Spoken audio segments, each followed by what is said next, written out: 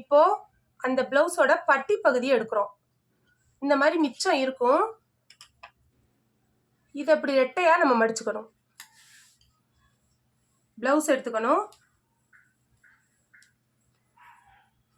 ப்ளவுஸோட கொக்கி பகுதியிலேருந்து பட்டியோட லாஸ்ட் வரைக்கும் கரெக்டான அளவு வச்சுக்கணும்.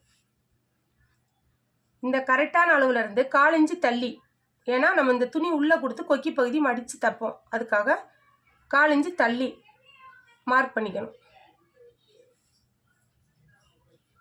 இப்போ பட்டியோட கரெக்டான அளவு இதுதான். இப்போ 1/4 இன்ச்சு இங்கேருந்து மார்க் பண்ணிக்கிறோம், பட்டியை அடித்து திருப்புறதுக்கு. இந்த இடத்த இப்படி லைட்டாக மடிச்சுட்டு இந்த மார்க் பண்ணினதுலேருந்து கரெக்டான அளவு குறிச்சிக்கணும். மேலே 1/4 இன்ச்சு குறிச்சிக்கணும். நடுப்பகுதி நடுவில் வச்சு கரெக்டான அளவு மார்க் பண்ணிவிட்டு மேலே 1/4 இன்ச்சு மார்க் பண்ணிக்கணும். இந்த லாஸ்ட்டில் அதே மாதிரி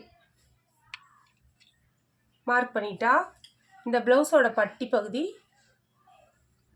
அவ்வளோதான். இப்போ இதை நான் கட் பண்ணிக்கிறேன்.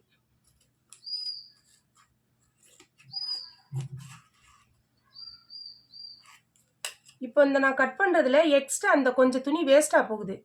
அப்போ நான் இதை என்ன பண்ணிக்கிறேன்னா, இது ஒரு சின்ன டிப்ஸு தான் உங்களுக்கு.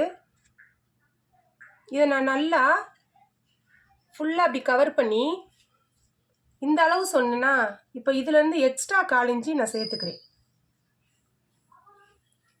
ஏன்னா இந்த துணி வேஸ்ட் ஆகாமல் இருக்கிறதுக்கு. இப்போ நான் தைக்கும்போது இங்கே கவர் பண்ணி தைச்சிட்டேன்னா இந்த எல்லா துணியும் உள்ளே போயிடும். அப்போ நம்ம பட்டி வந்து கனமாக இருக்கும்.